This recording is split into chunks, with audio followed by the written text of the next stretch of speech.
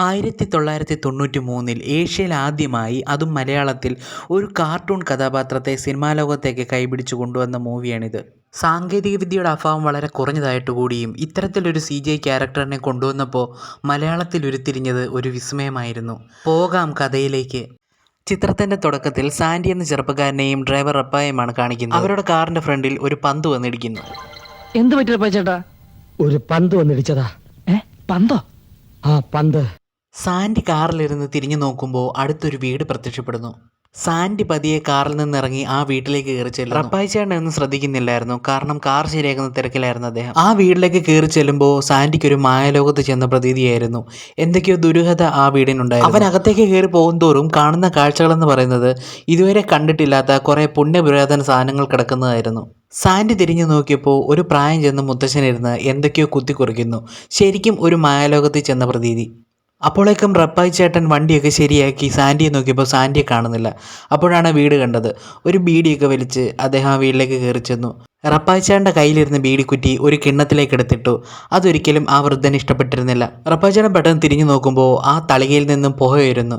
റപ്പായി ചേട്ടൻ അത് കെടുത്താൻ നോക്കുന്നുണ്ടെങ്കിലും റപ്പായി ചേട്ടനെ കൊണ്ട് സാധിക്കുന്നില്ല. റപ്പായി ചേട്ടൻ അറിയുന്നില്ലല്ലോ ആ പ്രായം ചെന്ന മനുഷ്യനാണ് ഇതിൻ്റെ പുറകിലെന്ന്. ആൻറ്റിക് പീസുകൾ മാത്രം വിൽക്കുന്ന ഒരു പഴയ വീടായിരുന്നു അത്. നമ്മുടെ സാൻഡി എന്തൊക്കെയോ തിരയുന്നുണ്ടായിരുന്നു. പെട്ടെന്ന് സാൻഡിയുടെ മുന്നിൽ ഒരു വെളിച്ചം പ്രത്യക്ഷപ്പെട്ടു.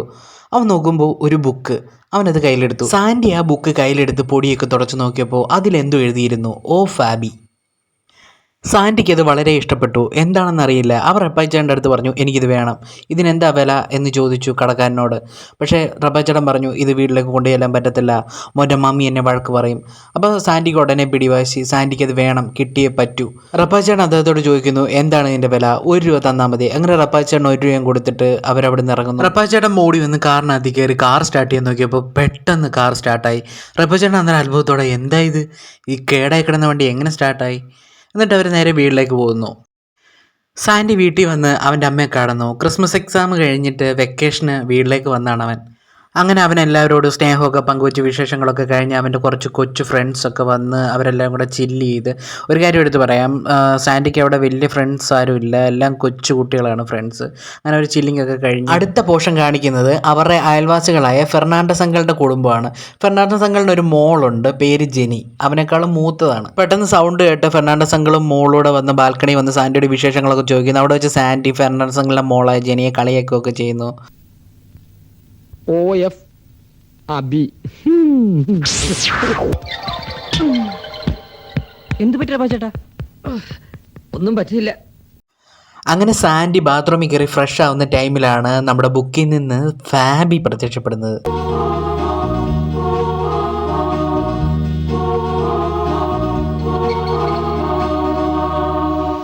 അങ്ങനെ നമ്മുടെ സാൻഡി കുളിച്ചുകൊണ്ടിരിക്കുമ്പോൾ ഫാബി ബുക്കിൽ നിന്ന് ഇറങ്ങി ചെറിയ തമാശ ഒപ്പിക്കുന്നു.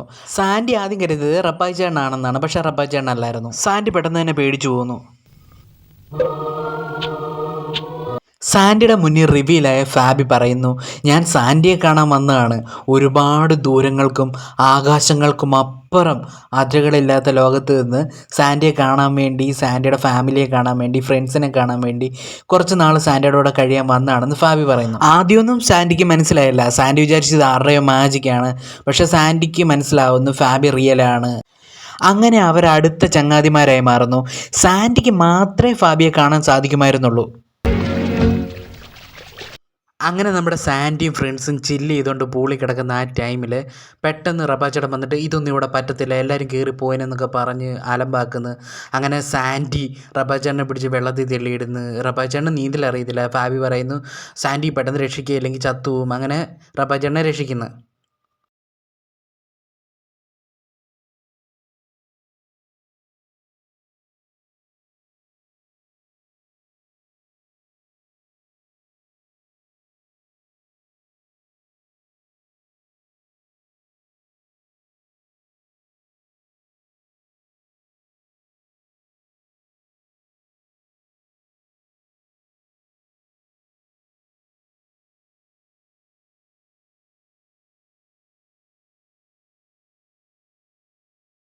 അടുത്ത സീൻ കാണിക്കുന്നത് ഫെർണാണ്ടസ് അങ്കിളുടെ വീടാണ്. അവിടെ സാൻഡിയും സാൻഡിയുടെ ഫ്രണ്ട്സും എല്ലാം കൂടി ഇങ്ങനെ കാര്യമൊക്കെ പറഞ്ഞ് ടീ ഒക്കെ കഴിച്ച് ഇങ്ങനെ ഇരിക്കുന്ന മൊമെൻറ്റിൽ ജെനി, അതായത് ഫെർണാണ്ടസ് അങ്കിളുടെ മോള് പെട്ടെന്ന് കയറി വരുന്നു. ഈ സാൻഡി ജെനി എപ്പോൾ കണ്ടാലും ഉടക്കാണ്. സാൻഡി ഓരോന്ന് പറഞ്ഞ് ജെനി ഇങ്ങനെ ചൊറിയും. പക്ഷെ അവർക്കിടയിൽ നല്ല ബോണ്ടിങ് ആണ്, ഒരു ബ്രദർ സിസ്റ്റർ പോലെ. അങ്ങനെ പെട്ടെന്ന് ജെനി അവിടെ നിന്ന് പിണങ്ങി പോവുക ചെയ്യും. അങ്ങനെ ക്രിസ്മസ് ഒക്കെ കഴിഞ്ഞ് ന്യൂ ഇയർ ആയി. സാൻഡി അവൻ്റെ അച്ഛനെ കാത്തിരിക്കുകയാണ്. അപ്പോൾ സാൻഡിയുടെ അച്ഛനെ വിളിച്ചുകൊണ്ട് വരാൻ നമ്മുടെ റപ്പാച്ചടം പോയേക്കാണ്. പക്ഷേ സാൻഡിയുടെ അച്ഛൻ തിരിച്ചു വരുന്നില്ല, എന്തോ ഫ്ലൈറ്റ് മിസ്സായി എന്നൊക്കെ പറഞ്ഞിട്ട് റപ്പാച്ചടം തിരിച്ചു വരുന്നു. അപ്പോൾ സാൻഡി ആണെങ്കിൽ അച്ഛനെ നോക്കിയിരുന്നിട്ട് അച്ഛൻ വന്നിട്ട് അച്ഛൻ്റെ കൂടെ ന്യൂ ഇയർ സെലിബ്രേറ്റ് ചെയ്യാനൊക്കെ ഇരിക്കുമായിരുന്നു. എന്നിട്ട് സാൻഡി ആണെങ്കിൽ വിഷമിച്ച് നിന്നിട്ട് അവൻ എങ്ങനെയെങ്കിലും ന്യൂ ഇയർ സെലിബ്രേറ്റ് ചെയ്തേ പറ്റത്തുള്ളൂ. അങ്ങനെ സാൻഡി ആരും അറിയാതെ കാറും എടുത്ത് വെളിയിലേക്ക് ഇറങ്ങും. സാൻഡി അങ്ങനെ വലിയ എക്സ്പെർട്ട് ഡ്രൈവറൊന്നും അല്ല. അവനങ്ങനെ കാറെടുത്ത് വെളിയിലേക്ക് ഇറങ്ങുമ്പോൾ ചെടിച്ചട്ടിയിലൊക്കെ മുട്ടി, ചെടിച്ചട്ടിയൊക്കെ പൊട്ടി. അങ്ങനെ റപ്പായിച്ചേട്ടൻ വരും. റപ്പായിച്ചേട്ടൻ അത്യാവശ്യം 2 എണ്ണം കഴിച്ചിട്ടുണ്ട്. റപ്പായിച്ചേട്ടൻ വണ്ടിയൊന്നും ഓടിക്കാൻ പറ്റില്ല, നേരെ 2 കാലം നിൽക്കാൻ പോലും പറ്റില്ല. റപ്പായിച്ചേട്ടൻ പറഞ്ഞു, ഞാനിവിടെ ഡ്രൈവറായിട്ടിരിക്കുമ്പോൾ മോൻ എന്തിനാണ് കാർ എടുക്കുന്നത്, മോൻ്റെ മമ്മി വഴക്ക് പറയും. അങ്ങനെ റപ്പായിച്ചേട്ടൻ ഓഫായി പോകുന്നു. അങ്ങനെ സാൻഡി എന്നെ വണ്ടിയൊന്നും ഇല്ലാതെ റപ്പായിച്ചേട്ടൻ വണ്ടിക്കകത്തിരിക്കുകയാണല്ല. സാൻഡി ഇറങ്ങി നടക്കുമ്പോൾ പെട്ടെന്നൊരു കാർ വന്ന് നിർത്തുന്നു. ആദ്യം കൈ കാണിച്ച വണ്ടികളൊന്നും നിർത്തിയില്ല, പിന്നെ ഒരു വണ്ടി നിർത്തുന്നു. നോക്കിയപ്പോൾ അവിടെ ജെനി ആണെങ്കിൽ ആദ്യം അവനെ കണ്ട മുഖഭാവം ഒന്നും അടിച്ചില്ല. അവൻ ജെനി ചേച്ചി എന്നൊക്കെ വിളിച്ച് വലിയ കാര്യത്തിൽ നിന്ന് അവനെ ഒന്ന് വട്ടിളക്കിയതാണ് ജെനി. കാരണം അവൻ ഒരുപാട് ജെനിയെ ചൊറിഞ്ഞിട്ടുണ്ട് അതുകൊണ്ട്. പക്ഷേ ജെനിക്ക് അവനെ ഭയങ്കര ഇഷ്ടമാണ്. അങ്ങനെ സാൻഡിയും ജെനിയും ന്യൂ ഇയർ അടിച്ചു പൊളിക്കുന്നു. അങ്ങനെ അവിടെ വെച്ചിട്ടാണ്, അവിടെ ഒരു ഡാൻസറുണ്ട്, ക്ലബ് ഡാൻസർ. അപ്പോൾ ആ പയ്യന്, സാൻഡി നല്ല ഡാൻസർ ആയതുകൊണ്ട് സാൻഡിയുടെ ഡാൻസ് ഇഷ്ടപ്പെട്ടില്ല. അങ്ങനെ സാൻഡി ഇടങ്കാലിട്ട് വീഴ്ത്തുന്നു. പുള്ളിക്കാരന് ഈഗോ അടിക്കും. അങ്ങനെ സാൻഡി എന്നിട്ട് പിന്നെ എണ്ണിച്ച് ഡാൻസ് കളിക്കും. അതുകൂടെ കണ്ടപ്പോഴത്തേന് ആ പയ്യന് ഒന്നുകൂടി ഈഗോ ഹേർട്ടായി.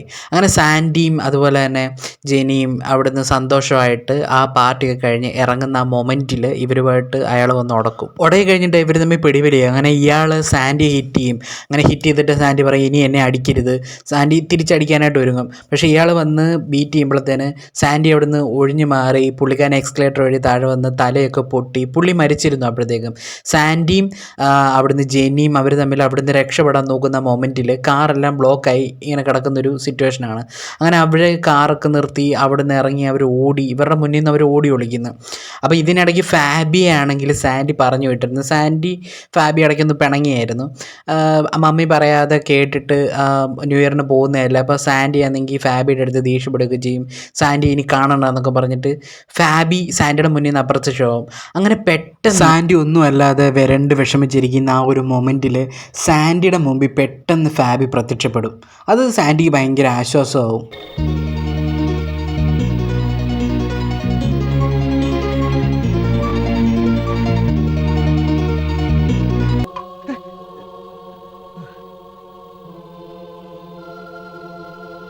ഫാബി, വീണ്ടും വരണ്ടാന്ന് ഞാൻ വിചാരിച്ചതാ. പക്ഷേ ഈ അവസ്ഥയിൽ നിന്നെ എങ്ങനെ വിട്ടിട്ട് പോവുക? ഫാബി, ഞാനൊന്നും ചെയ്തില്ല ഫാബി. എനിക്കറിയാം, അത് അവരെ കൂടെ അറിയിക്കണ്ടേ? അതാ പ്രശ്നം. അയാളാണ് ഇരിക്കാൻ വന്നത്. തെറ്റ് അവിടെ അല്ല. മമ്മയെ ഞാനും പറഞ്ഞല്ലേ പോകണ്ടെന്ന്. അതനുസരിക്കാത്തതാണ് തെറ്റ്. അങ്ങനെ നമ്മുടെ ഓ ഫാബി മൂവിയുടെ ഫസ്റ്റ് എക്സ്പ്ലനേഷൻ വീഡിയോ ഇവിടെ കഴിഞ്ഞിരിക്കുകയാണ്. നമ്മളിതിൻ്റെ സെക്കൻഡ് പാർട്ട് ഉടനെ ഇടുന്നതായിരിക്കും. അപ്പോൾ എല്ലാവരും നമ്മുടെ ചാനലൊന്ന് സബ്സ്ക്രൈബ് ചെയ്യുക, സപ്പോർട്ട് ചെയ്യുക, ലൈക്ക് ചെയ്യുക, ഷെയർ ചെയ്യുക. അപ്പോൾ അടുത്ത പാർട്ട് വീഡിയോ വരുന്നത് വരെ എല്ലാവരും ഒന്ന് വെയിറ്റ് ചെയ്യുക. എല്ലാവരോടും സ്നേഹം മാത്രം. സന്തോഷമായിട്ടിരിക്കുക. Okay, by.